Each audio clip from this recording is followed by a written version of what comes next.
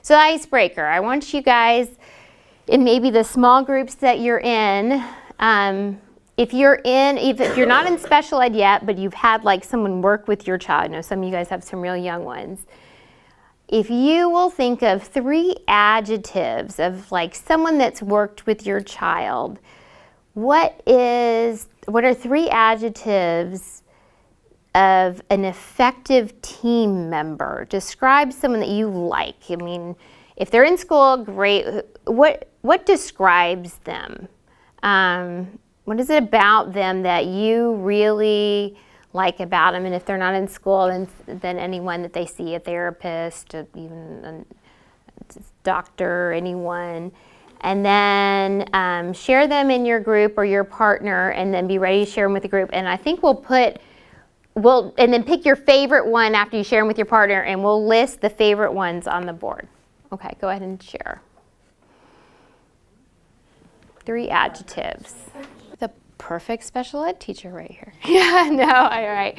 All right, so, okay, as we are going through together tonight through the presentation, let's keep this in mind, that we can have this experience again. Let's just keep all these ideas together. And thank you guys for sharing. Those are great. So for those of you who have been through the IEP cycle, you probably are familiar with those. This is new to you. First, we always start with assessments. They're done initially to identify a child for special education. That drives needs from the assessments, and we'll talk more about assessments in a minute. And then from the needs, it drives goals that are annual goals. That lets us know what kind of services and support your child needs. Then we decide on placement, and then we implement the IEP. So think of the IEP as like a roadmap for your child for the year. It lasts 364 days once you sign consent. Well, it is a 364-day roadmap, but not until you sign consent does it go into effect. So we're going to go through each one of these, and then if you have questions at the end, because I know that all of you came with questions, and if we haven't answered your questions, then we'll get to those. So what makes great chemistry? So I think one thing is to stay child-centered, and I think definitely all of those adjectives are really child-centered. I spoke to some really good administrators before doing this, and they said, for the IEP meeting, to try to leave your strong emotions out of the meeting, like if you have issues with a certain person, if you have conflict with someone in that meeting, try to deal with that outside the meeting, because that meeting is really, it's almost like their annual birthday, right? And just focus on the child, because everyone in there should be focused on that child. If you've got to meet separately about something else, communicate. If you guys are taking notes beforehand and during the meeting, communicate what you know and communicate what you don't know. I think that's a really good way to put it.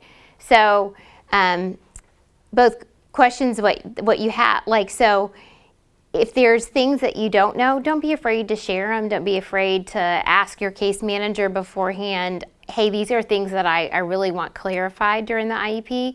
And then things you do know, these are things I want added to the IEP. These are my concerns, or this is what I want added.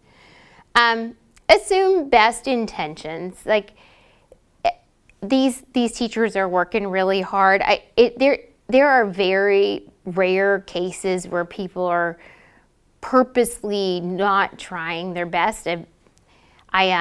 My office is right next to where all our attorneys come in, and most often, we're not out to, there's not many teachers. I mean, I know they happen and they end up in the news, but pretty much assume best intentions with your team. let's all try to remain solution-oriented, collaborative, we had that up there, and then open-minded too. Okay, let's talk about assessments. Okay, and I talked a little bit before here. The purpose of the assessment is to answer 4 questions. So screening, and I think probably everyone that's here tonight, this happens with some other disabilities, and you may answer a question for just anyone and anyone you might know. Do they have a disability, but is it also impacting their educational performance? So sometimes we have people ask for an assessment, but it has to also impact their educational performance. Like you could have ADHD, but if it's not affecting your educational performance when we do an assessment, then that's not a reason to have an IEP. But if it is, then that can be a reason to have an IEP. So diagnosis, how is the disability impacting the educational performance? Program planning, what can be done to prevent, remediate, compensate for how the disability is impacting the educational performance. And then evaluation, is it working? So basically we do ongoing assessment, both formal and informal. So hopefully your case manager is giving you assessment throughout the year. You get progress reports, and that they're giving you progress on the goals. So they're doing like informal assessments in the room. Maybe they're checking progress, they're assessing the goals and how they're doing. So there is the formal assessment that happens in the beginning and then every 3 years. And then there's informal assessment that happens to see how is it working. Are we doing things to see is it impacting their educational performance? Then so you'll give consent twice for the formal consent. You will give consent for it to take place, the signed assessment plan, and then once the assessments are completed, you'll still need to give consent to include the results in the IEP. And a lot of parents don't realize that. If you're not happy with the results of the assessment, you can talk about it. If you have wording in the psych report that you want to talk to the psychologist about, like, I don't like the way this said about what I said in the parent interview, or they can even ask them to, redo their psych report. If you don't like the eligibility, we were talking about that earlier.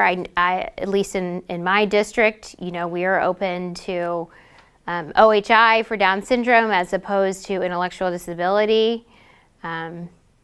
So as far as types of assessments, we have alternative types of assessment for cognitive testing that you can have done. I'm not a school psychologist, so I always suggest that you speak to your school psychologist and about that. We are required to assess in general, but there's a whole range of testing. There's adaptive type testing. There was a point where people could waive the test, but the California Department of Education has gotten really sticky with us. Twice in your child's lifetime, you can ask the school psychologist to do what's called a file review. And that's the school psychologist does the file review. Parent can't actually ask to do that, but the school psych can do it. It's usually done early on when they're young and at their exit IEP when they're older in their triennial review.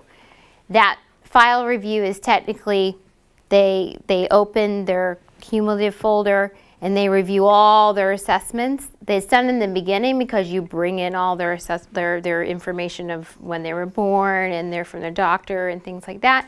And it's done at the end because we go, well, they're exiting, so we understand they've been in special education a long time. But it can only be done twice in their lifetime, so you can't ask every time can you just look in their folder and say, and that's actually to safeguard you so that we don't check to see are they making progress, because assessment is all about progress. But the parent interviews are really important. The teacher interviews are important. It's what I love when they get older is when they do student input, and that's one of the best. When they, it's fantastic. I have a student that's a client here at the center, and it's just one of her last her triennial assessments. It was very impactful to see what she thought about what was impacting her educational needs. So. Mm-hmm. So sorry, I shouldn't do that with acronyms. Other health impairment. So like that is usually pretty much for a medical diagnosis. So other health impairment is eligibility. You could be, other health impairment covers ADHD, it covers Down syndrome, a generalized anxiety disorder, some rare, some children have it for some other rare syndromes. I'm trying to think of some other things that fall under OHI. I was in an IEP today, and he had OHI, and he has a rare gastrointestinal disorder. So a school psychologist, it's also available online, but it would have to impact his day. So this little boy that I was in his IEP today, he has to, he's not in school a lot in the morning because he's at home because of his gastrointestinal disorder. So, okay, now we'll do needs. So we've done the assessments, both formal and informal, because we only do these every 3 years. But every year you should get results from your case manager on how they're doing. Okay, so the IEP. So we have the present level performance. It's stated twice in the IEP. So you have your first page is like just the information about like the name, address, everything. Then you have your present levels listed, like you have how they're doing in the classroom, about their social emotional. That's called the present levels, and then it's also in the baseline of the goals. These, it drives me nuts. Make sure they're updated. Make sure they're updated. This is the foundation of the IEP. You cannot know how far you have come if you don't know where you have started. Remember, it's a roadmap. Do you guys ever do Google Maps or the map on your phone to get somewhere? How can you know where you're going if you don't know where you've started? And it's because everyone's in a hurry, and I know teachers have to write a lot of IEPs. How can you write a goal? So-and-so is going to count 5 objects. Can they count? Do they know what numbers are? Do they know what an object is? Sounds like a great goal, but do we need that? You don't know how far you have come if you don't know where you have started. And they may need your input. Sometimes when these kids are young, like you may need to have a meeting before you go to write goals. Like I loved to get parent input. How often should you have should you update those baselines? Baselines are before the annual IEP. Great question. So, and when teachers, they usually sit down to do a goal, and they'll try to get a baseline. They'll try to see, well, they can, if it's a math goal, like the one I just said. I sat down with them today and I asked them to do this, and they could do it at about 50%. So that's where I know they are right now.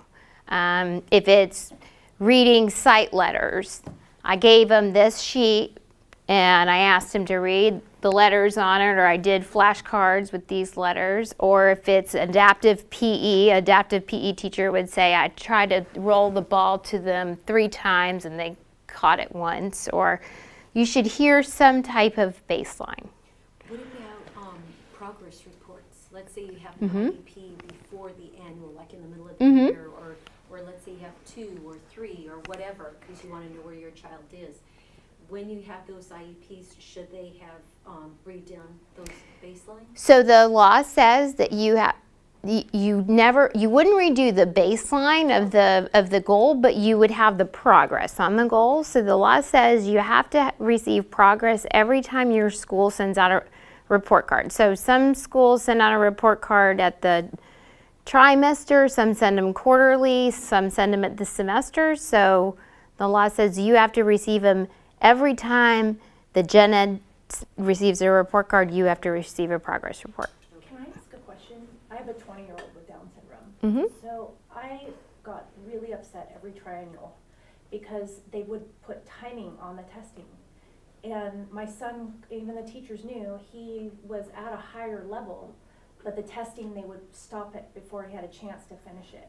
So would always say he was a couple grade levels lower than what he really was. It made me very angry every triennial. The annual IEPs, the teachers had the good goals on the annual IEPs, but the triennials were. So it was the type of test they were giving. The testing they gave for Down syndrome. You can't rush a person with Down syndrome. It just. So they didn't have the accommodation on there. And so I'm in Acalanes, and we were doing a district transfer to Mount Diablo. We're Walnut Creek School District, Mount Diablo. So going back and forth for the last 20 years between the two, and it's come across in both districts. So I was just wondering what So with we can do about that. and we're going to get to that too. So you want to have, and if with anyone's doing any statewide testing, the accommodations that you have are so important, and that's on the services page. The accommodations and supports are just as important as the goals, and that's like preferential seating, extended time on testing, and there's also a statewide testing page that is part of the special factors that says if your child does participate, and you can also opt out of statewide testing if you want. The state doesn't really like that because if a child could take a test, they would like them to try to take it. And there's also extended time on there, and there's so each page of the IEP has accommodations. It's standard for a child with an IEP to get extended time, but that has recently been updated, so you should receive that now. Just advocate. Just say, does there any test that my child takes, can they have extended time on everything? And if they're taking any kind of assessment, just ask that they take no assessment without extended time. Okay, So you can do that, because I found out after the fact, so I'm like in the meeting, and they're like, well, they made us stop the testing even though we know he can do it. So maybe that'd be a good question to write down ahead of time that you ask before the meeting, or not to have that included into the IEP. Okay, So, thank you. yeah. Okay. So do you guys? So I just want to be clear on the baselines. But like I said, this is like not everyone's really clear. So I don't want to. Remember how I said I was when I was young and I felt like I knew everything. Like it's a learning curve for everyone. So try to be like a friendly, like, hey, where's the baseline? I don't want to like everyone walk out of here like marching for baselines, but maybe we'll be friendly. Like it's just really important. And if you just say like, oh, like the map thing, like if just to say, so I know the progress, so I can look for the progress. Like where are we right now? Because it is just really important, because then it's exciting to see the growth that they've made. So then we have the goal. So if we have a baseline, then we can make a goal. So there's that roadmap again. Okay, do you guys know the SMART acronym for a goal? So if you guys remember this, when you go to a goal, all goals should be SMART. They should be specific, measurable, attainable, realistic, and timely. So I try to look at every goal when I read a goal and see if, so specific would be that it's not too broad, that it's something that we can definitely, look at, that it's measurable. Like you can measure, I'm trying to think. Well, there's things you can't measure, like you can't measure reduced anxiety, right? So anxiety in a child is, oh, there he is. There's Peter. Sorry. But you can measure like well, you're better at this. I'm gonna let you jump in, Peter. There you go. First of all, yes, I am so sorry. He's better with the goals. When I landed at SFO, I was to arrive here at 6:16, and then I was slowly watching as the time ticked up, and at one point it was 7:02. I was going to get here at 7:02, and I was like, no. So I really apologize. It's just weather and traffic. So. And you can introduce yourself too if you want. Hey everybody, I'm Peter Alter, Erin's husband. I'm also a special professor and the chair of the Department of Teacher Education at St. Mary's College of California. So, but I'm housed in the special education program. So, okay, roadmap, goals, specific, measurable, attainable, realistic, and timely. And we just did baseline, so they got the, Present yeah, level of yeah. performance. Mhm. Excellent. One of the main things, what I really encourage on the teacher side, so what I want to encourage on the parent side, is to really focus on the goal, on the verbs within the goals. What do the verbs say? And of course, I want to give you the red flag verbs. Your child will appreciate. Your child will understand. Your child will, take responsibility for. And these very vague, somewhat ethereal, where you're asking, well, what does that look like? What if my student, to the teacher or the student, if my child learns to appreciate something, how am I going to know that? What's that going to look like? How is that measurable? What would, if we wanted to measure that, if we wanted to put some kind of a assessment to that, how would we do that? And what you're gonna find is when you see those goals, there really isn't an answer. There really isn't a good way to measure how appreciation has increased. What we should be focusing on are things you can see, things that can be measured, things that can be observed. Another aspect, and this is where I want to encourage you to look for the continuity within the document. If what is in the present level of performance, if what's articulated in the baseline is not matching up with what the goals that are put out there then that's a problem. What is often the case in that instance is we've lost the I in IEP.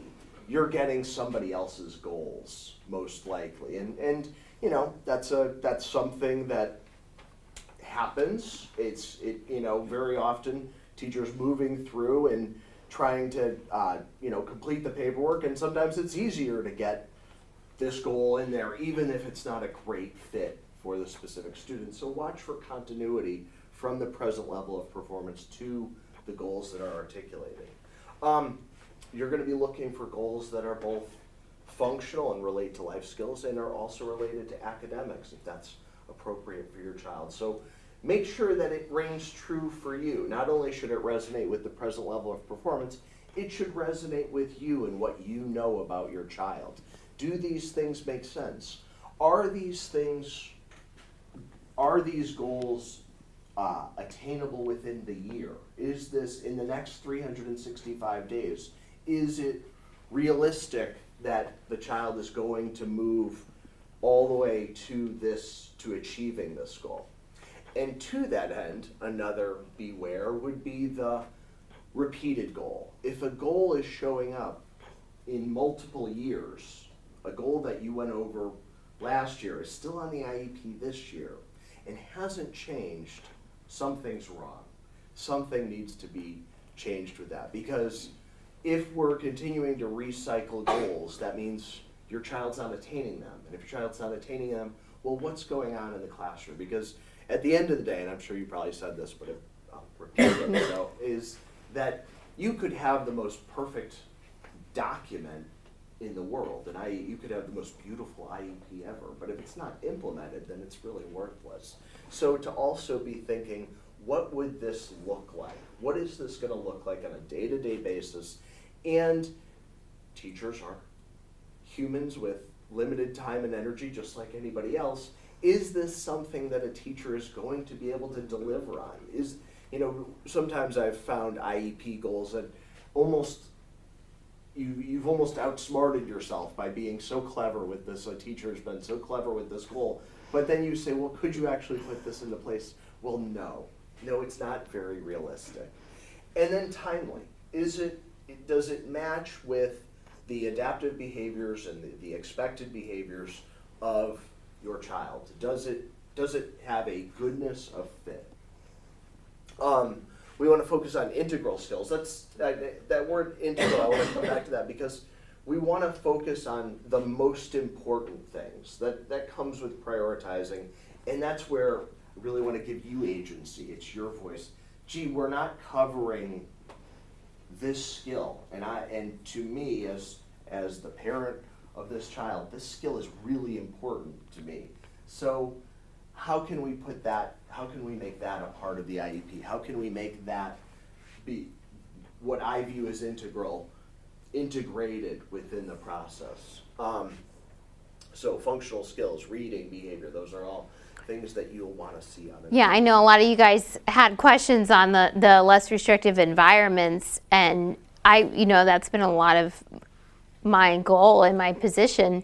Then make sure your goals are reflecting. I mean, we can write some beautiful goals on working on some very intricate kinds of academic, we can focus on very specific phonemic awareness and have your child learn like 10 words that they can end up sitting in the special ed room. But if you want them to get in a less restrictive environment, make sure they have functional skills that they can, learn some directional, be with some, peers, and follow some basic reading that's like functional words, right? Like, I mean, we would love, but that they're building the building blocks of reading. And then behavior.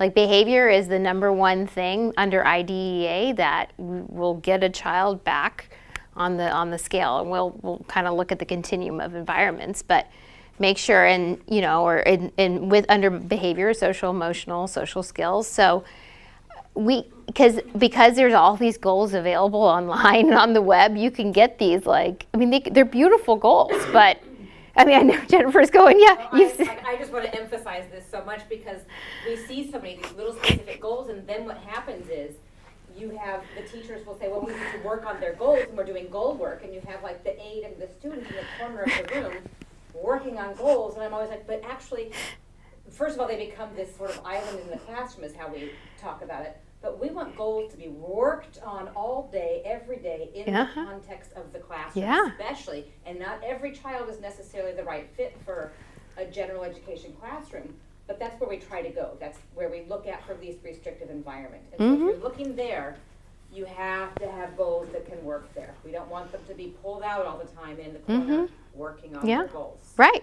One of my favorite goals is a collaborative conversation goal. So if your child doesn't say anything to a peer right now, then the first thing is that they just do like the first benchmark is they do eye contact, and then maybe they'll do one word back or one sign back, and then when the peer says something back, and then the next step is there's a two-way communication going on, and then three that's what we want for our peers, or that they can follow one-step direction from the teacher or whatever. These are things you want. You want your kid to do what you ask at home, right? So that's what we want them to do with the teacher. So I think one quick thing is that sometimes when we have these conversations then in IEPs, either both parents and educators will say, so you want to emphasize and prioritize the social stuff.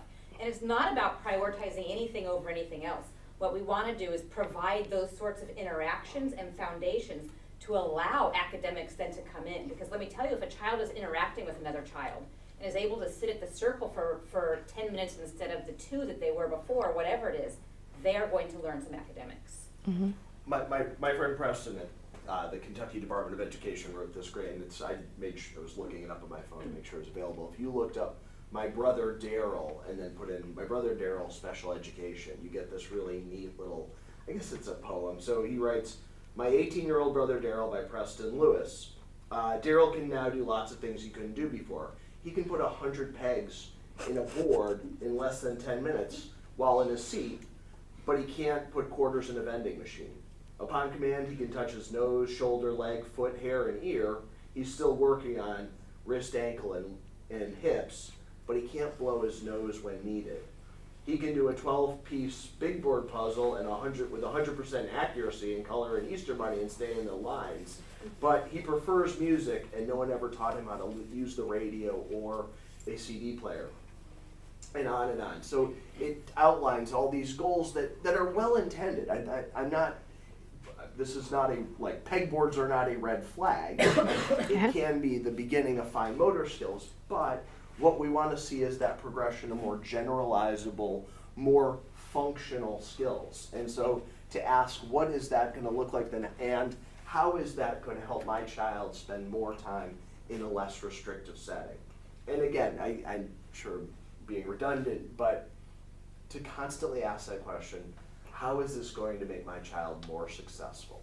Or how is this going to give my child the greatest probability to be maximally successful? And when you continue to bring the discussion back to your child's success, that is a great way to avoid these kind of, what would you call them? Digressions. Right. A focus on skills that really don't matter all that much. So, Because our whole end goal is independence as much as possible for your child. I mean, it's the whole goal of special education because then the next part after age 22 is the Department of Rehabilitation, and they want your child as independent as possible. So, right, why are we having goals like that if that's not going to be their end goal, is to put, 100 pegs in a hole, like, right? Maybe. Okay, sorry, I'll try to be quiet. Can you just discuss, because I think that we as parents then come against, oh, you want life skills. And so they sometimes then funnel kids with disabilities, especially Down syndrome, coming like to middle school, high school, into life skill classrooms. And my point is, both educators and parents, we absolutely need some life skills. And actually, all of school is some life skills. But we can get life skills also in all environments. Right. exactly. And So a lot of that is education Yeah. of the team, and we're getting there. And he can tell you he actually is working with the CTC up in Sacramento on. They're aligning more with the general education on. I mean, they're getting there. I mean, they are educating. You'll be happy to hear this. When does it go into effect that they're? It's not. I mean, they're for teachers who are getting prepared to be general education teachers, there is now within the language within all the teacher performance expectations, every teacher preparation program is now making sure or has a mandate to make sure that gen ed teachers can teach kids with disabilities. So that's here. It finally just happened, right? But This bear year? in mind, Yeah. Those are all people who are not yet teachers. So Yeah, they're just what coming that out. tells you is the in-service teachers didn't have that language in their teacher performance expectations, and that too is a big. I know. I just argued with the special ed teacher this week. Why is he going in the gen ed? And I was like, yeah. Run into a situation that actually the SDC classes run not by qualified teachers, like don't have a general teacher's degree. They have some kind of qualification, but they don't have teaching degree. So how is it possible that you think they will need the most education? They may not have They maybe have a preliminary credential. They're probably on an intern They are on credential. an intern credential. Yeah, because of the massive special education teacher shortage, because there just aren't enough. They came out with a statistic, right? If all of the people who are training to be special education teachers, if we could put them all in the field now, we'd still have gaps. So there is this move to have teachers on intern credentials who are finishing the credential process. So yeah, that does come Well, up. it seems to me like teachers in the special day class have to have more credential because they have to be great teachers and also understand the special needs part. So Yeah. Yeah. I know. It is a crisis. It is a crisis. All right. Quick question. Mm-hmm. Can you explain that requirement for the teachers, the general ed requirement that they would need to know how to work with children who have special needs? And is there, I guess, the thought process of having current general education teachers go back and receive that training who didn't have that? Yeah. I'll answer the second part Probably first. Yeah, the second part of that question, there's no way the state would bankrupt the U.S. Department of Education if we tried to. I mean, what it would take to get teachers, gen ed teachers who have no experience working with kids with disabilities, even remotely competent to do that, it would be an undertaking that is just not going to happen. To speak to the first part of your question, so yes, the most recent, this is as of this past year, as in 2017, new teacher performance expectations were rewritten for people who want to be elementary school teachers, so multiple subject, or people want to be secondary school teachers or single subject, all now have within the teacher performance expectations language that includes the ability to educate all children, including children with disabilities, including children for whom English isn't their first language. All of that is now included within the state standards. Now, what does that mean? Well, that means that teacher preparation is going through this kind of revamping where we're going to have a core set of classes that deal with gen ed and special ed situations as kind of the tree, and then a branches where you would either go single subject, multiple subject, or special ed, and you'd increase those skills from there. But again, those are just being designed, so. So like all teachers would take a course introducing them to special ed and things like that. Okay, this is the services and supports part of the IEP. So after you have your goals in your IEP, this is the one that has the services and supports. Okay, you want to go? Sure. So it says the needs and goals drive it. What I always want to bring to everybody's attention when we talk about services and supports, and it sounds odd, but even as we're talking about implementing them, we're also talking about how we're going to fade them. Because with every service, with every support, with every additional special education assistant that we put in the room, we're now making the environment more restrictive. So if we're making it more restrictive to ultimately make it less restrictive, then we're on the right path.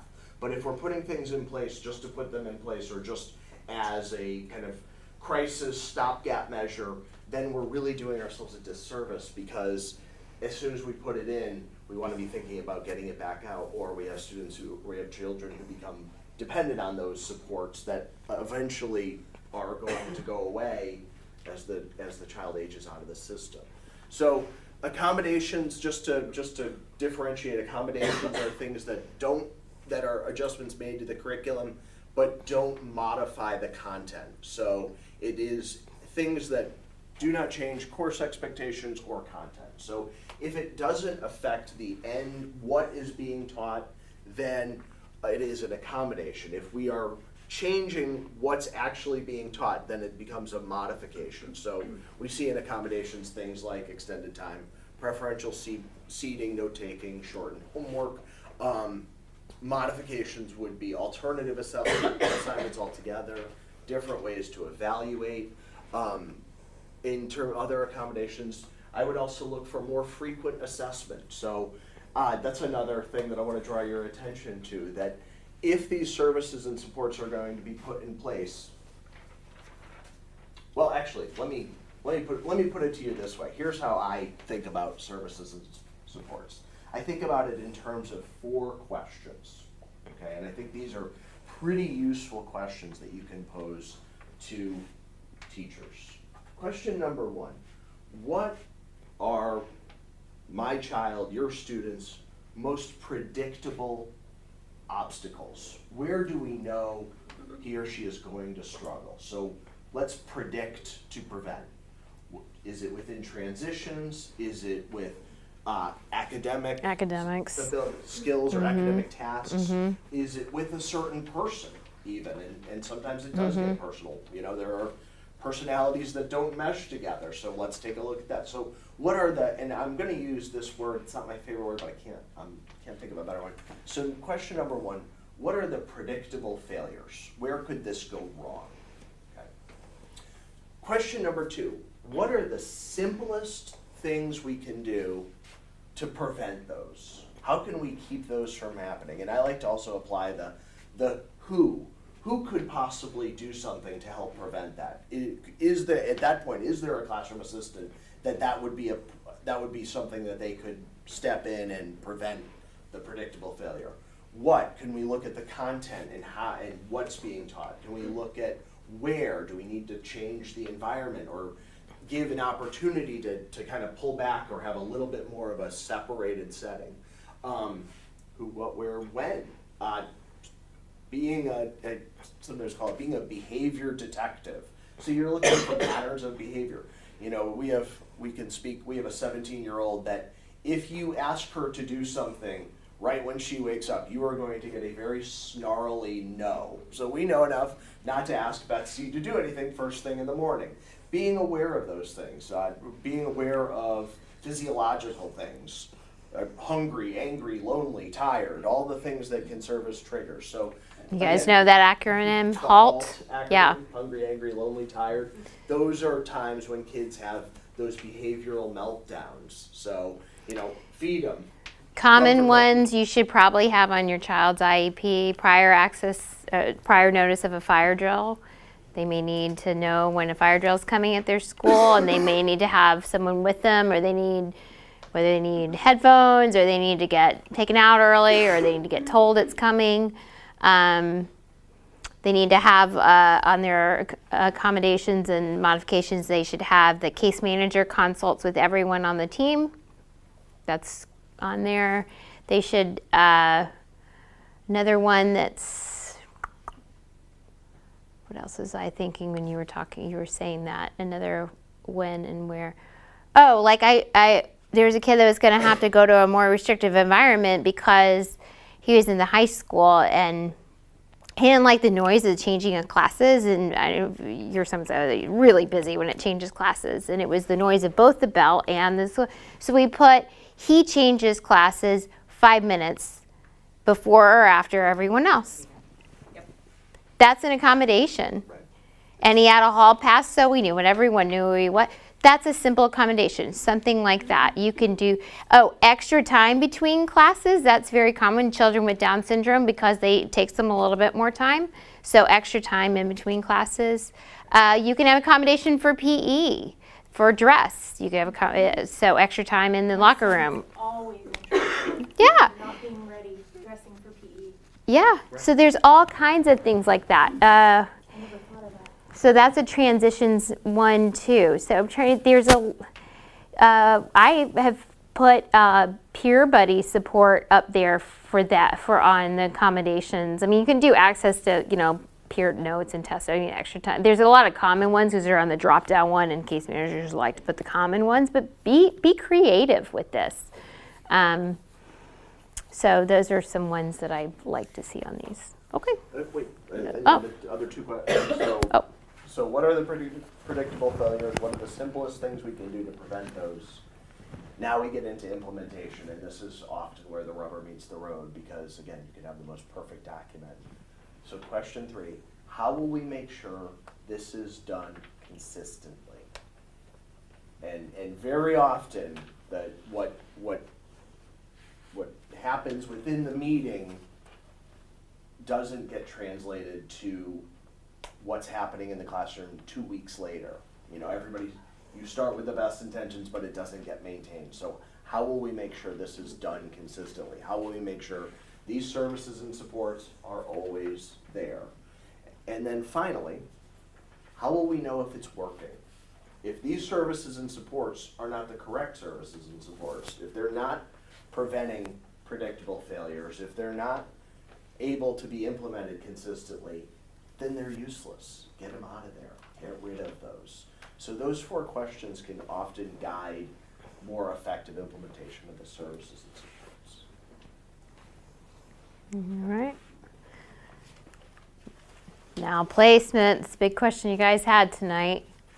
Okay, the continuum, right? Can we jump back just to modification? Yeah. I was curious, at what point does it shift? So I've heard about with modification of the coursework where it shifts and kids are no longer diploma eligible.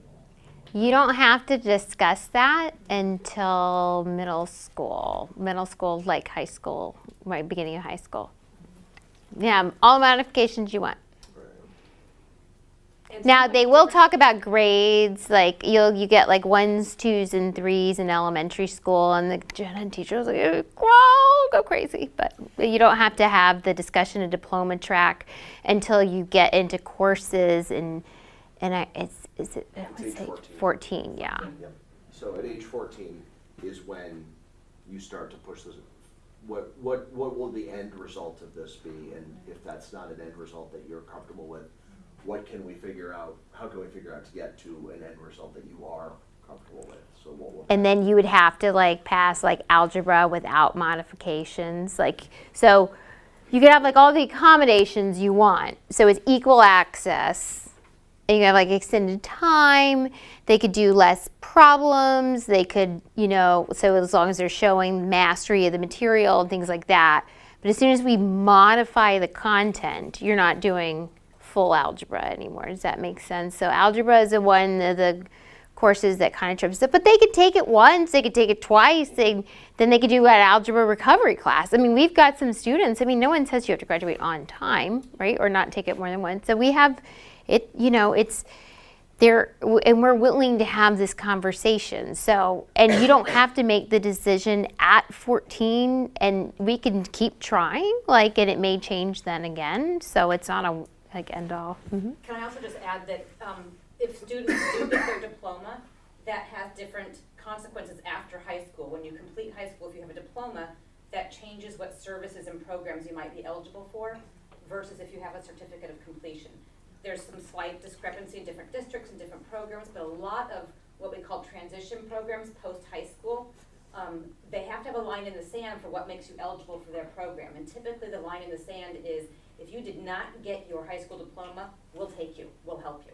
So I have a 21-year-old son with Down syndrome. We did not get his diploma, and I didn't want it because I didn't want him to have to struggle through algebra and do all these things, and it opened up actually more doors. You can also go to these post-secondary programs that are becoming more and more common without a diploma. Right.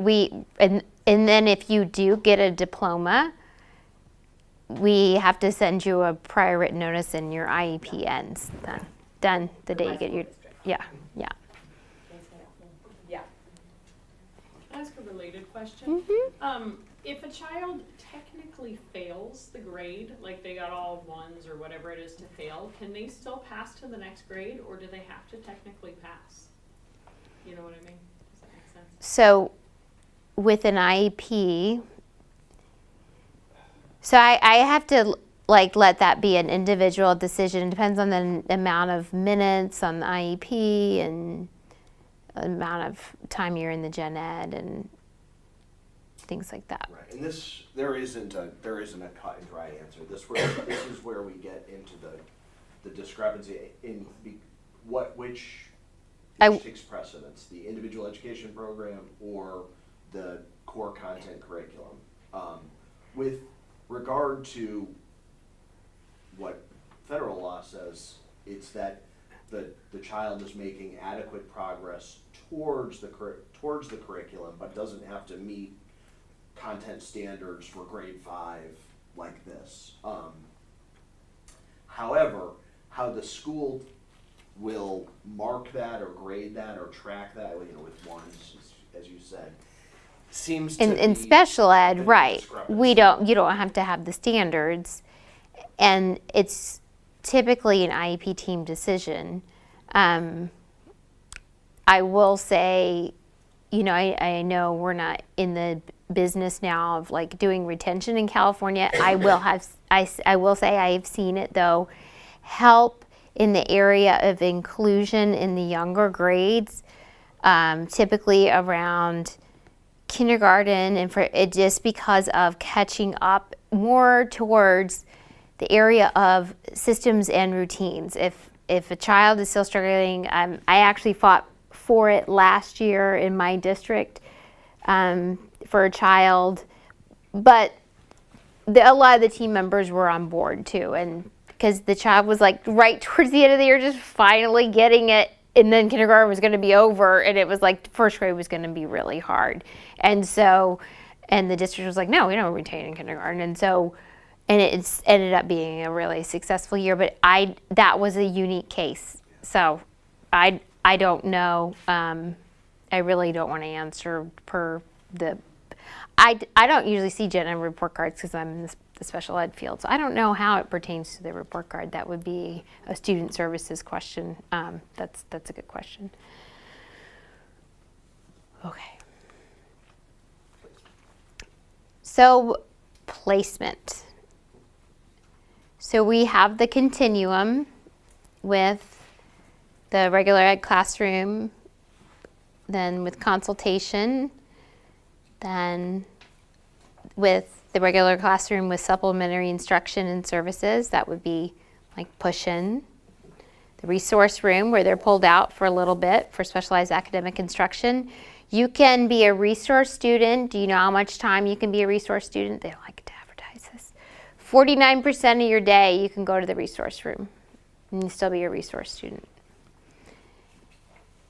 Special day would be the separate classroom. Separate school would be a non-public school or a county program. Then residential and then homebound. This is how the California Department of Education and the federal government looks at all school districts, doesn't matter what school district you're in. And they actually want to know what percentage we have in all of these settings based on ID, the Individuals with Disabilities Education Act, and the least restrictive environment. They want to know specifically how many we have in these right here. Okay, this is the red zone right here. Mainly these right here. They don't like this up in that area. So, And people, they're taking a hard look at this. Texas just got in a lot of trouble for setting caps on number of students placed at especially the ones towards the top.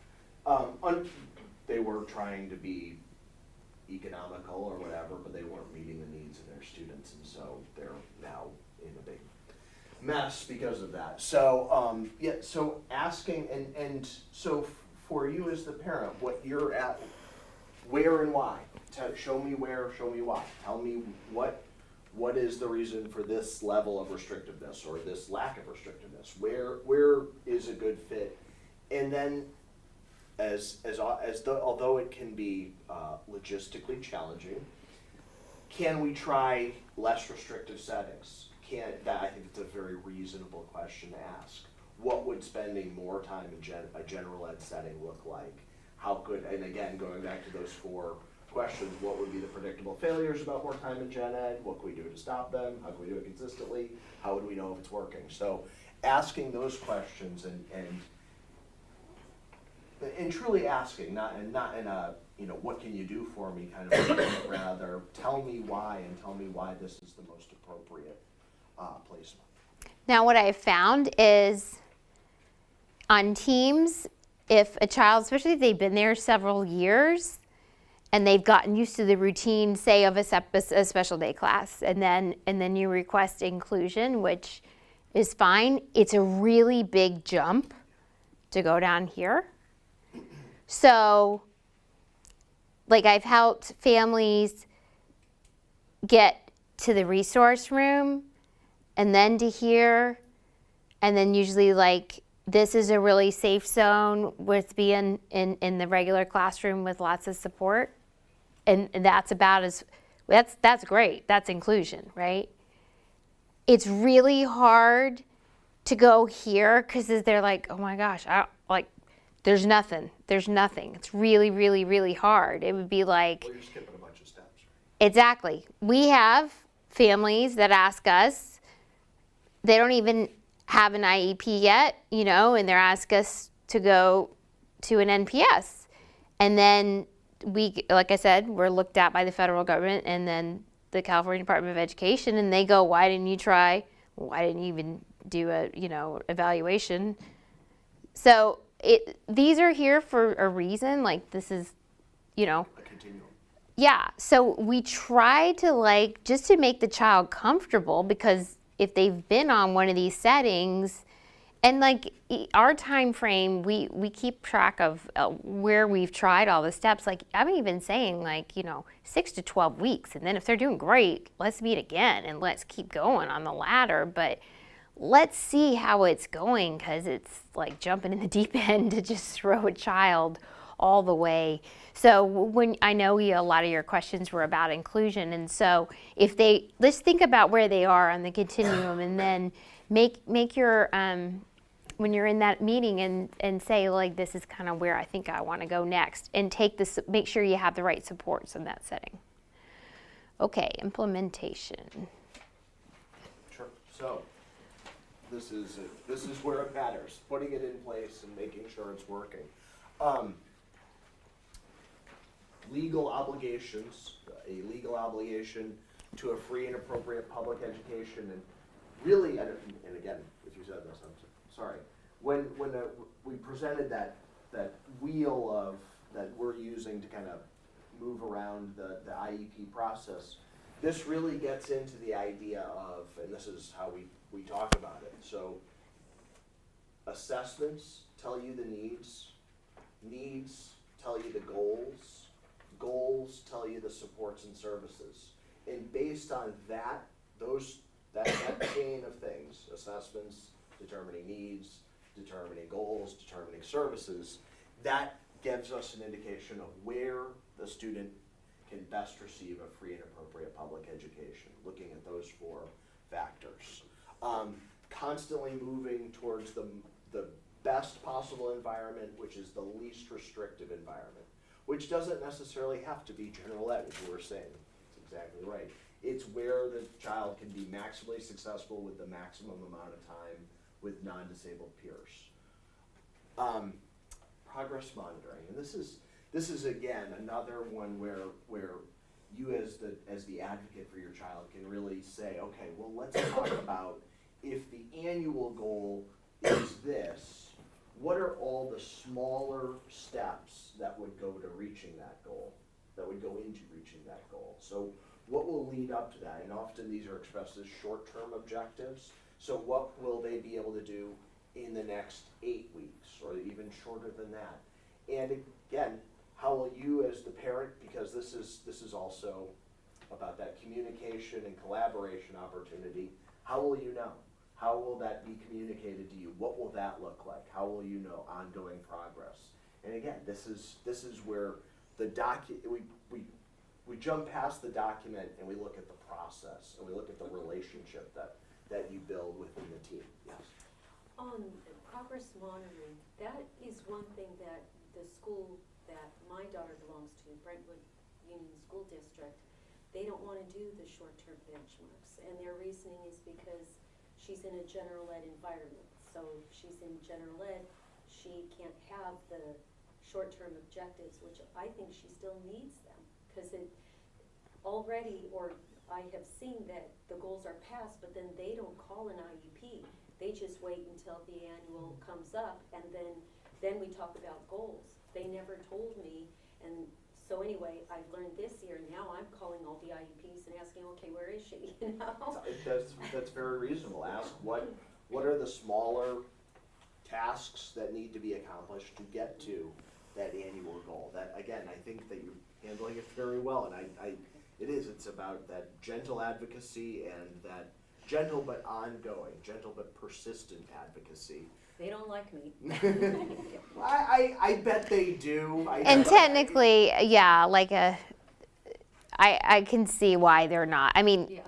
You'll have to get them to meet you in the middle with short-term objectives. You might need to bring in it could be they're not used to writing them, because a lot of students in mild settings don't have short-term objectives, so they're probably not used to writing them. So What are some things I can say to get them to do the short-term objectives, benchmarks? Is there anything that I can say to talk them into it? Well, maybe that, like we talked about tonight, that roadmap idea, you're kind of looking to see the progress along the way, like where your child started, and you kind of want to, you don't want to wait till the end of the year, right? You want to know where that kind of helps you see stop points along the map. Say, well, she gets a progress report every 3 months, so that's your progress.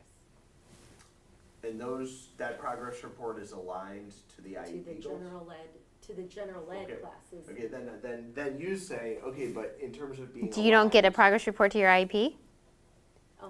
Well, yeah, I get a progress report to the IEP, but I get the progress report every 3 months, and then the annual falls in one of those progress reports.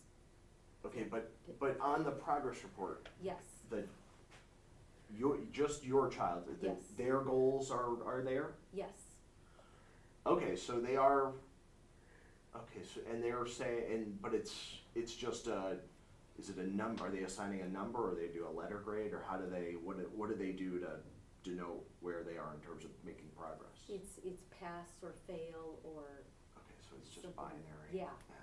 Yeah. At that point, I think it's reasonable to say, can you give me a little more detail on, and especially, well, if it's pass, Yeah. maybe you say, okay, well, what would pass look like in 3 months? I think my best approach to that is Yeah. the naive question. Okay, so this is an interesting annual goal. So-and-so will be able to such and such by 365 days from now. But what about 60 days from now? What skills need to be in place 2 months from now, 60 days? What skills need to be in place when I get that progress report? Will that become a pass, or will that become a fail? This is again about just continuing to ask those questions, and I love what would this look like? What will this look like in 3 months, or what will this look like in 30 days? So, because what you're also wanting them to do is to think about that big annual goal as a series of small subtasks leading to it. And so helping them to scaffold their thinking to lead up to that can be done through those kind of questions. So, and you're taking copious notes, and Right. yeah, I think that's really the best approach. That's what I would recommend. I got this one, the next one. What to do when there are disagreements. That's been my job. Okay, so the reason I want to stress the first two, even the first three, we really are here to help you. I know the first one, just like what you're expressing, sometimes your IEP team needs help. You have new teachers, you have teachers that are still learning. So make every effort to work with your IEP team. So remember what I said in the beginning, be sure it's very helpful prior to the IEP team. Let them know what you do know, and let them know what you want to know. Okay, so they know what you're coming with, like what. Sometimes we don't know, and then it's like, well, if we had known these were the questions, we would have brought answers, or we didn't know that this was kind of what your needs or your wants were. We're here. We want to be partners with you guys. Okay, that's our end goal. The other thing is, at the end of the day, unless you move or whatever, and even when they go to us like a separate, it's funny because people don't realize, like I actually am still the case manager of the child. Even if they go to a separate school or a non-public school, they're like, oh, so the person we yelled at in the meeting, we're still like, hey, we're still, we all still have to kind of get along. And so breaking a relationship is really hard. So let's all, if we could try to just be as, like we talked about at the very beginning about that kindness thing. So to every effort to try to leave that conflict out. But if that first level, do you guys all know that you have a program specialist in your district that the person like me? Okay. That should be your number one role tomorrow, is find out who your program specialist is. So that is an administrator assigned to your school, your case manager. It's who they contact. Your principal contacts them. They are the special ed administrator for your site, and sometimes they do stay in hiding because they are really busy, but they're there to help you. Okay. If you have any disagreements, any questions about your IEP, if you want to, you can sign an exception on your IEP. Do you know about signing an exception? Okay. No. So you can say, because the IEP can't go into effect until you sign something on it.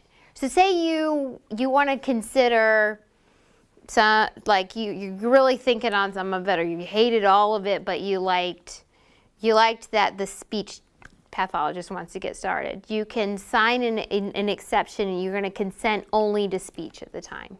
Okay, I consent to speech services, and where you sign in consent, then you're going to get in touch with your program specialist, or you don't even understand how to do that.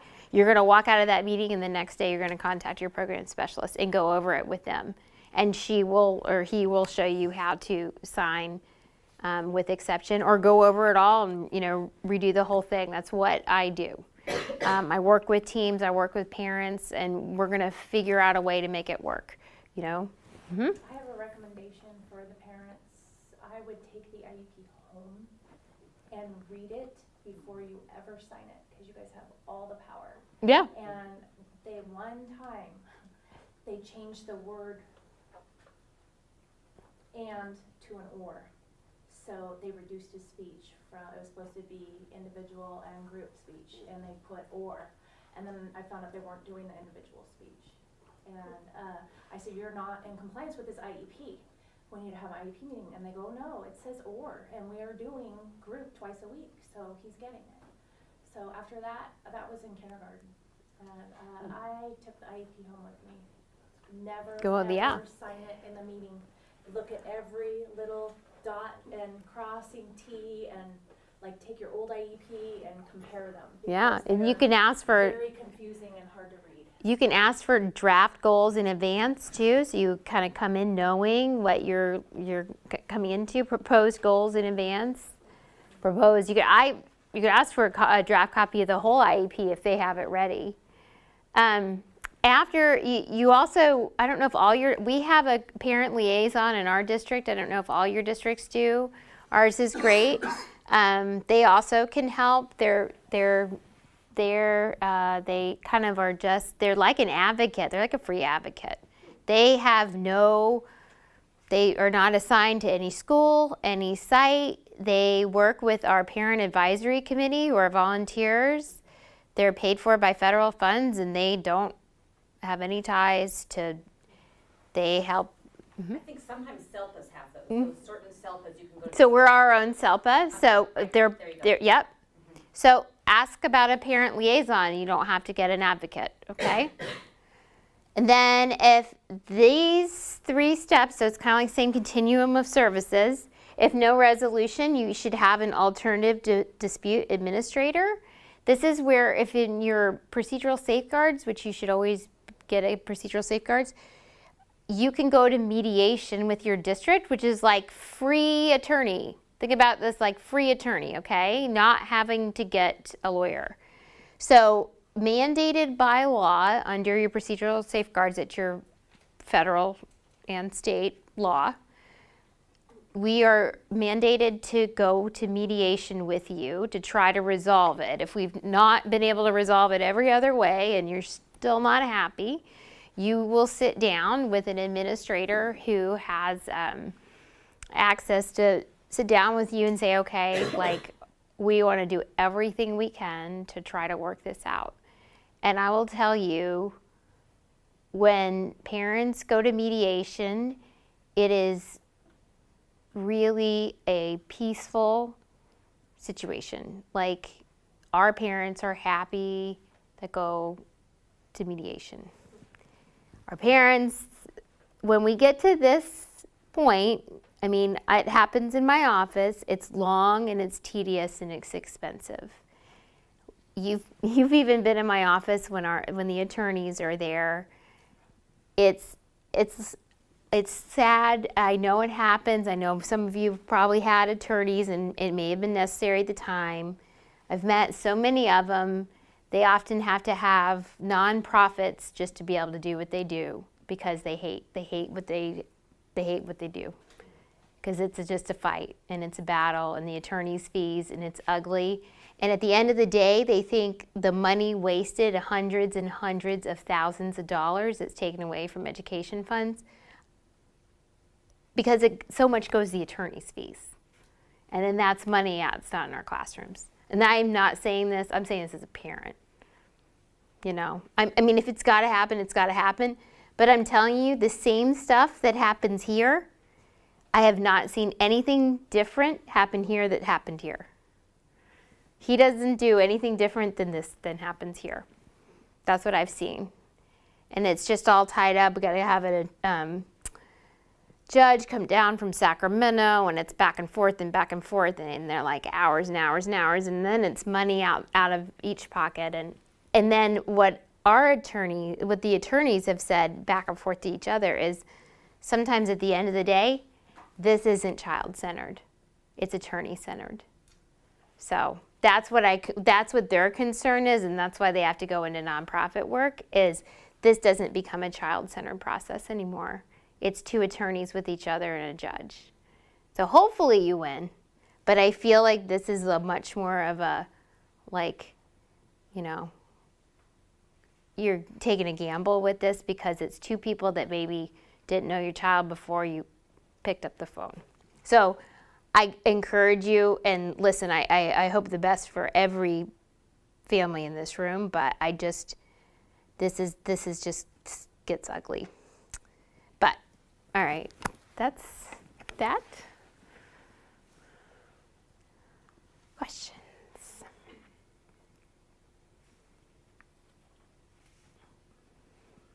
Wow, so much good information, you guys. We'll have, no, I know there's gonna be questions. I wanted to say one quick thing about, sort of both working, I wanna emphasize your point in working it out. I mean, it's important, especially for parents who have younger ones, and especially if you think you're gonna stay relatively put in your district. It's a long-term relationship, and goodwill goes a long way. And so my son is 21, and he's been in the Berkeley Unified District since age 3, and we have definitely fought our battles and had a lot of things to contend with, but we have also we've established goodwill. I mean, I think that we're a family who is thought of highly in the district, honestly, and we're brought in to talk to other parents in other situations, and we have also fought, and we had once to go to mediation. Mm-hmm. But we're respected. But the other point is, when you were talking about placements and that continuum of placement and sort of what's most or least restrictive, and I think your point, I just want to emphasize your point of what you want for all of our children is to be as independent as they possibly can. And so I think, especially when we have our young ones, and there's so much information out there right now all about the benefits of general education and inclusive placements, and for the most part I agree with like 90-some% of that, but you have to do what's right for your kid. And that at the end of the day, so for example, for my child in high school, it was a blend of special education classes and full inclusion classes. And that was because it increased his independence. And that was actually what was least restrictive. So it was least restrictive for him to go to a special education life skills, or what I think they call the transition class, rather than go to some algebra class with an aide and sit there in the corner of the room and have no clue. Like, he's at a first, second grade level of math. He's quite behind in math. So that full inclusion class would have actually been more restrictive for him. So you just look at your own kid and see what makes sense. Oh, I'm glad. I wanted to say one thing before you go on about the aide, the assistant. We have a lot of students with one-to-ones, and it does. The older they get, it is a restricted. It is very restrictive, and we're not against it.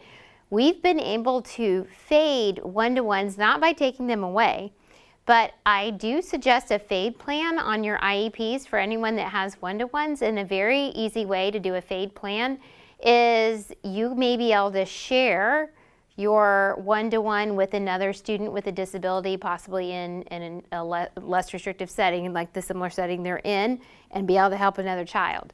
So a way to do a fade plan is if there's another child in the room, and it may be a child with even a less severe disability, say a child that just needs some accommodations on their IEP.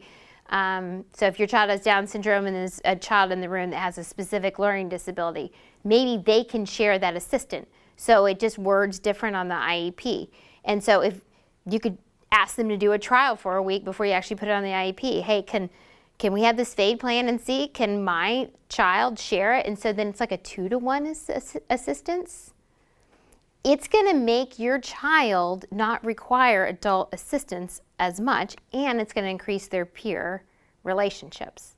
Some you may even be able to go to 3-to-1, depending on the needs of your child. They may always need the one-to-one assistance. I'm just saying we've been able to find that they don't have this buddy of an adult as much, and because that becomes a problem sometimes, a huge problem. And it's a training issue too with us training our staff.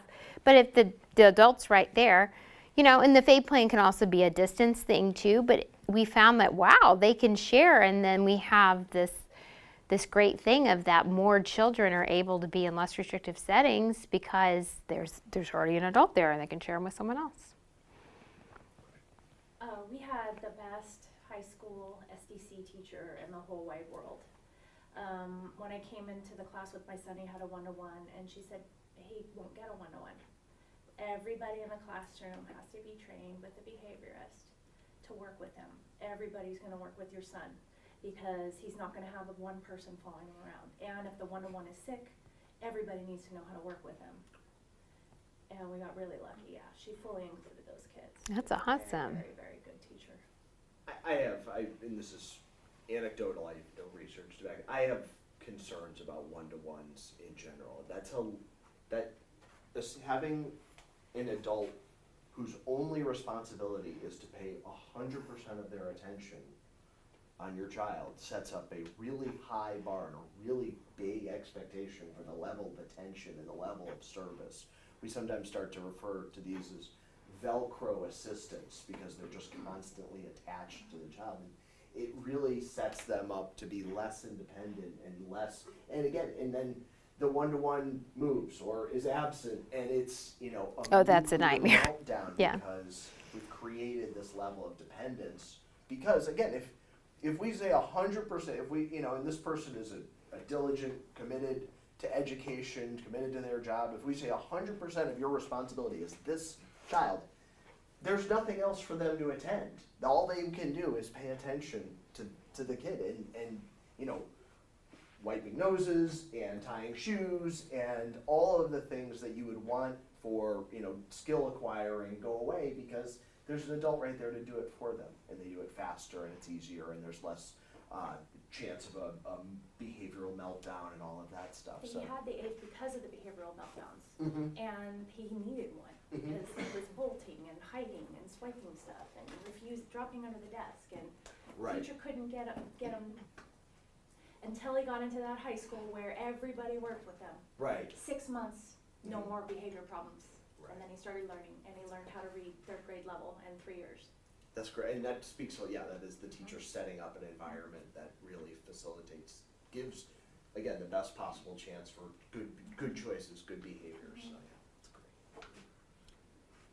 Can I ask, what's the inclusion in the high school? My son was in an SDC class. Yeah. Yeah, at Northgate in Walnut Creek. But I had a question, how can we go from SSC class into, you mentioned like, can't jump from SSC to inclusion, right? So resources. So resource would be next. How would we implement resource as the next step? So I would first do some mainstreaming from the SDC. So ask to go spend some time out of the, so to go to resource, you'd have to go sometime into the gen ed. He had taken a couple subjects mainstreaming. Okay. He was fully mainstreaming at elementary school, and then we moved into middle school. Not only they moved him out of the home school and a different school, they put him into SDC class. So that we kind of like made the jump from here into there. So there, so 49% is the number to be in resource, and it would have to be an IEP team decision. They're probably making so you could first ask if they could spend about 50% of the day in SDC and then about 50% in the mainstream. So first do that, and then if there's success there, then you could see to make the jump. Does that make sense? So like first, if you can prove the success in this SDC with about the same time, and then if you have the success there, then you're ready for, so about, half. Pretty much a resource replaces SDC, right? Gradually. Mm-hmm. And then you can go, and then so you're just kind of slowly going less restrictive back.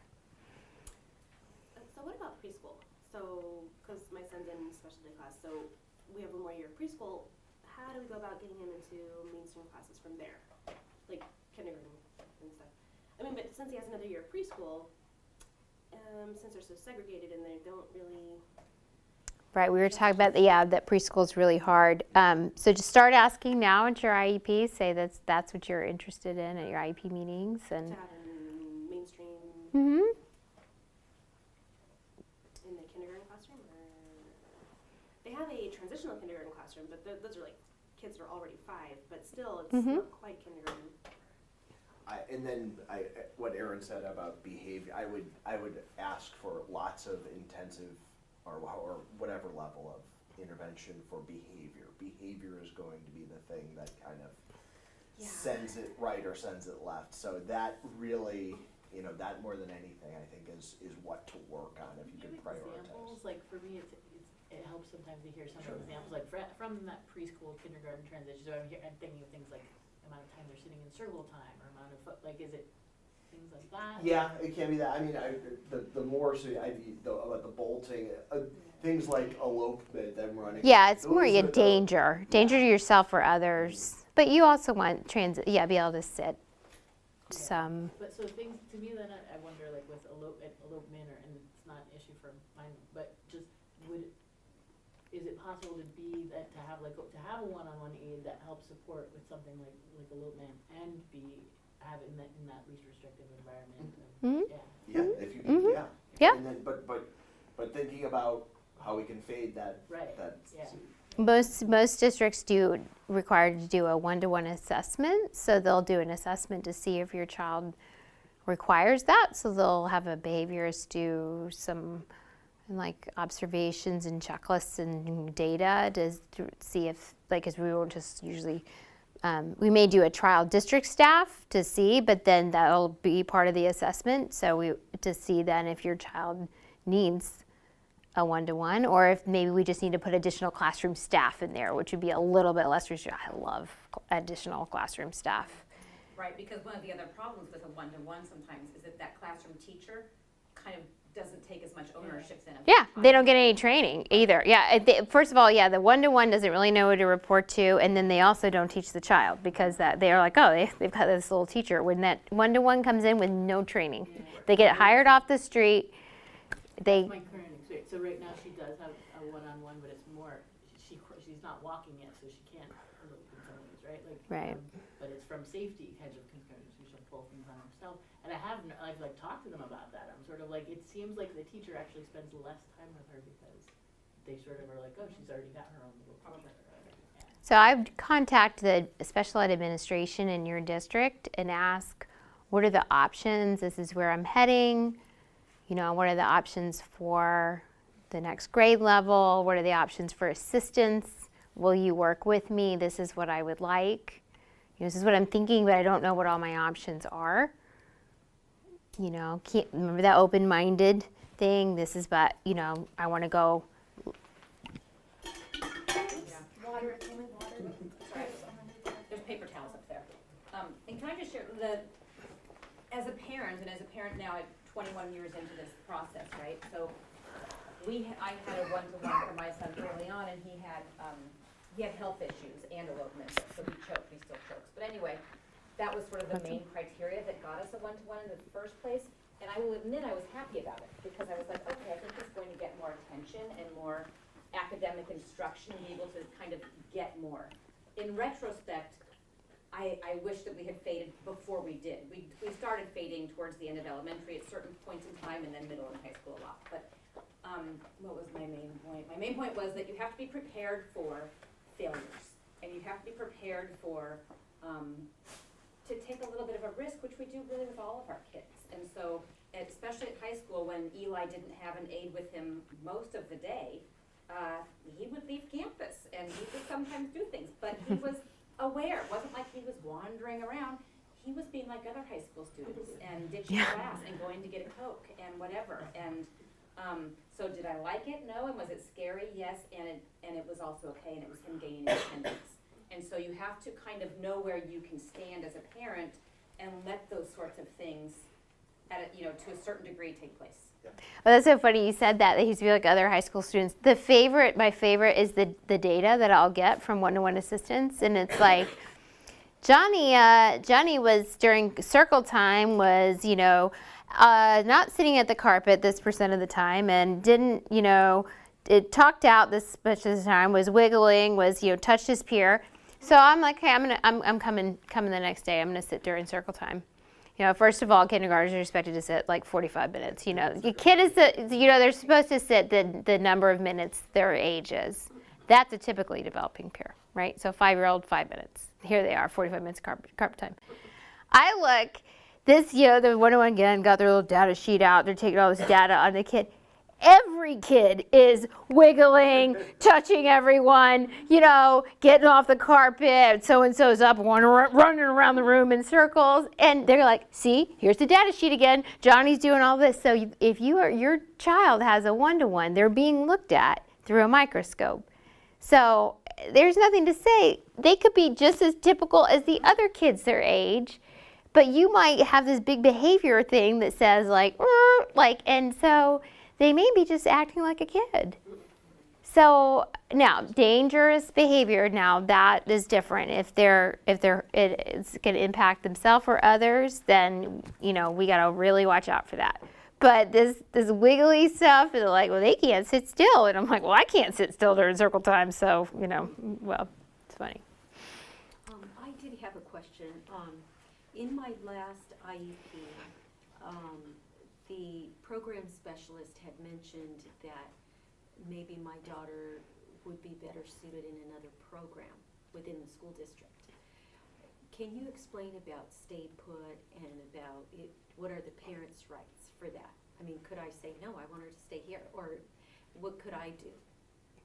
So that if you... So she would continue where she is and not, if they say, well, she's better suited over here, and I don't think that place is a good place for her, how can I get her to stay where she is? Are you at your home school? No, I got an inter-district transfer. So that is a good question. So if you don't sign the IEP, obviously you haven't agreed to any kind of a change. When it's an inter-district transfer, that has to be renewed every year, right? Does it? No, I don't think so. What school district are you in? Brentwood School District. Do you know if they're in a union? I know a little loophole because I've done this a lot with my son. I don't know. Okay, if they're in a union, like Mount Diablo School, because we were doing a district transfer because half the time Walnut Creek was full, so we had to do that. I didn't have a choice. Then they always try to bump him. In Mount Diablo, they're in the union, so the teachers have a say. They can have an extra kid in the classroom. So that's how I kept my son at Northgate for 5 years, because the teacher said she wanted him. Okay, so teacher. Okay. So yeah, it's very important to keep people your friends. Oh, They said. okay. And again, I think you can ask the why. And use that ladder, just like I said. So remember the program specialist, you didn't get the answer, so go to the next person on the ladder. So like I say, I didn't know, I'm not quite sure whether, so then go to the next person in that district. So go to the alternative dispute administrator. Did they give you a rationale as to why this program over here is better than that? Not yet. They just kind of alluded to that maybe, you might look at other programs within the district because there might be something, something like that. That's what they said. Oh, well, they've just offered. You could just say, well, I'm good. I'm Okay. fine. Yeah, exactly. And we do that sometimes. I mean, we do that sometimes if there's, options. Yeah. It predicated on the needs of the child, if it makes sense, and how is it currently? If where they are is working, Yes. then I would say, don't change it. Okay. And that would be my line in the sand. I'm And really happy with the progress that's being made academically, behaviorally, adaptive behaviors, all of those. So And I really like the hybrid model with inclusion, where they do go a little bit of the time to the special ed room and receive some specialized academic instruction. I find it's a break for them, that their brain needs a little chance to relax. I have a student with Down syndrome that when they get to the special ed room, they just like literally like melt. They're just like, it's like they've just like gone into, I mean, they just are so excited, and it's almost like a built-in break into their day. And if they didn't have that, I think they would mentally explode.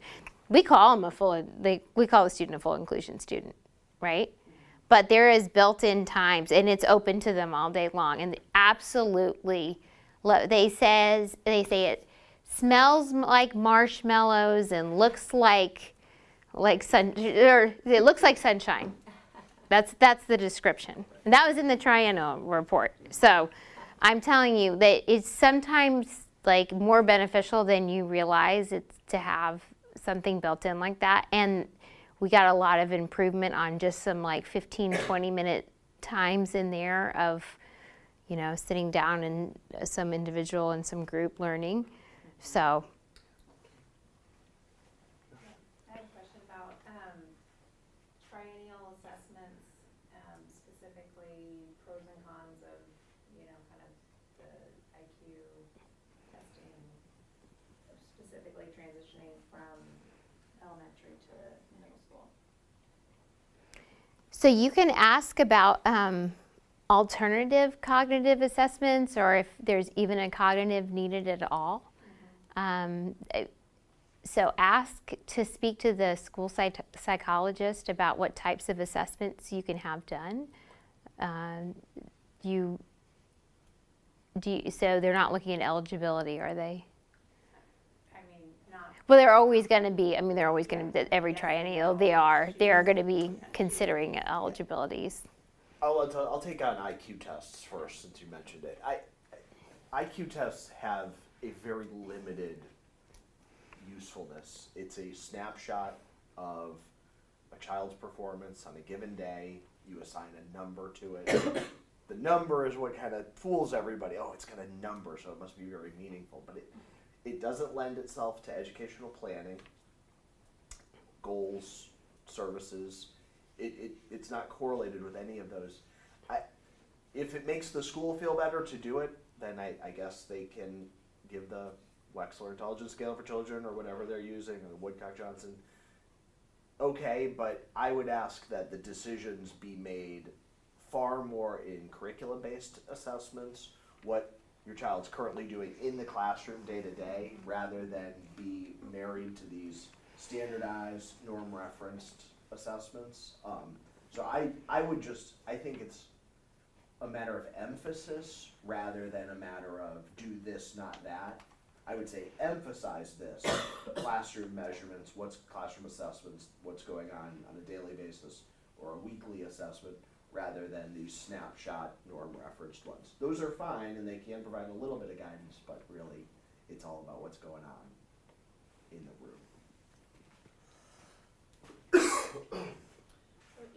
You mentioned in order to qualify for IEP, so we do the screening and is it the disability impacting educational performance? How do we decide how much performance impact of the performance the child has?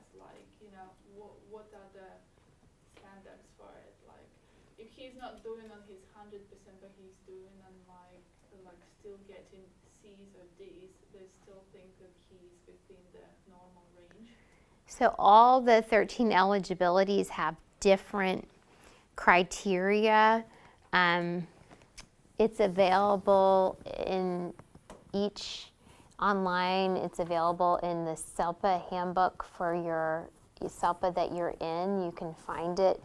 So it depends on the criteria for each, like for the eligibility of specific learning disability. It'll have certain criteria they have to meet that says that impacts their education performance. So like if you have a process, you want to explain like what a processing deficit is that would impact your educational performance. So if you're reading at a standard, like she's saying how do you know if it because it said you could have a disability, but you won't qualify for an IEP if it's not impacting your educational performance. So how do you know if it's impacting your educational performance? It's if Well, at that point, we want to look at what are typically developing students doing, or students who haven't been identified, and then figure out from there, will this make a difference?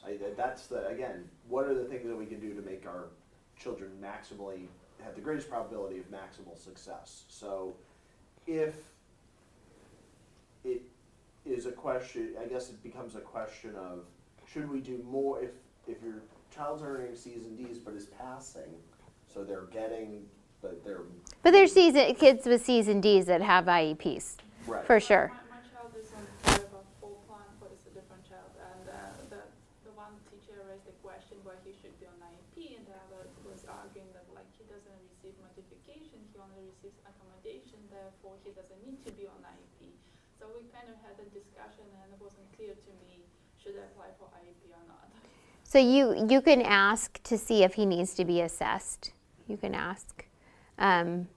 It depends on there's just all these specific criteria.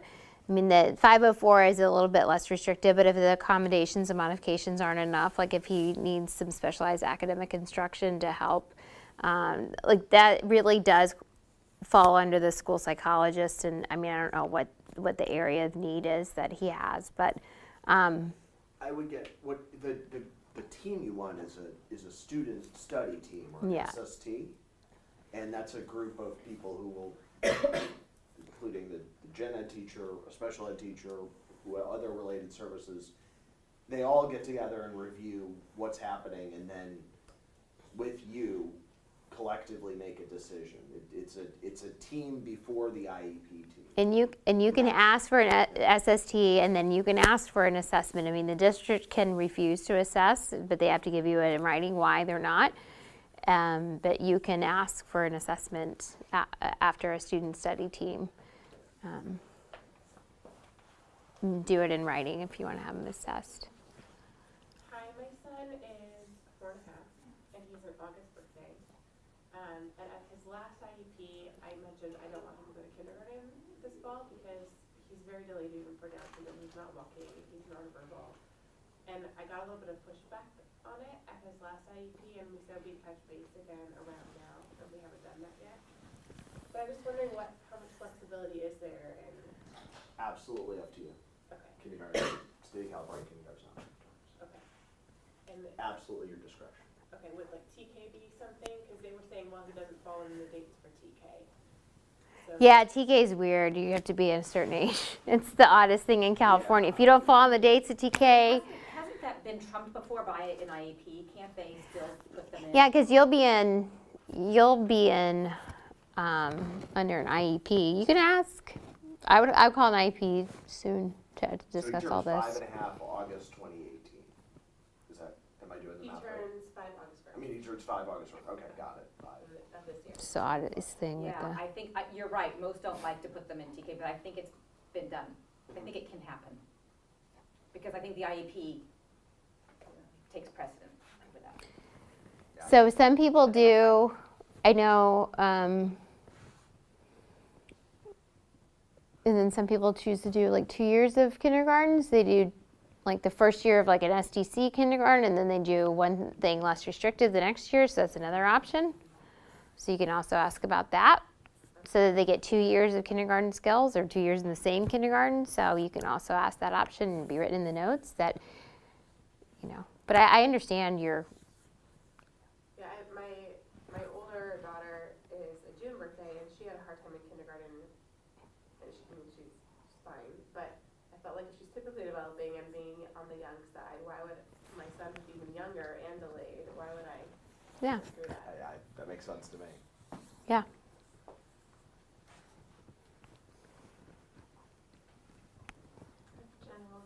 Are there any general tips, specifically talking about making that transition to a different campus for elementary to middle school, things, brainstorming I should think about in, IEP being 2-3 months out?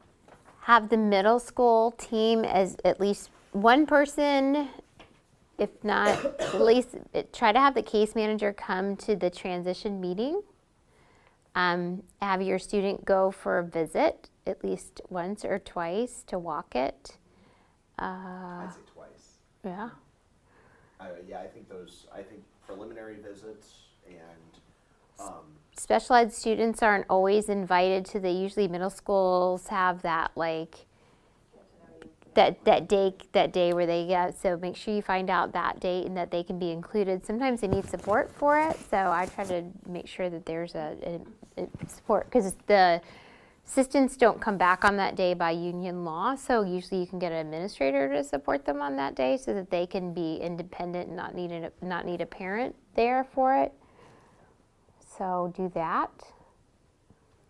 I love personal profiles or student profiles, and you can make especially just a one-pager about your student, about your child, that you give to the teachers, because that child's going to have several teachers, and we have information about that on our That's website. a good idea. I think it's under getting to know your new students Yeah. or something.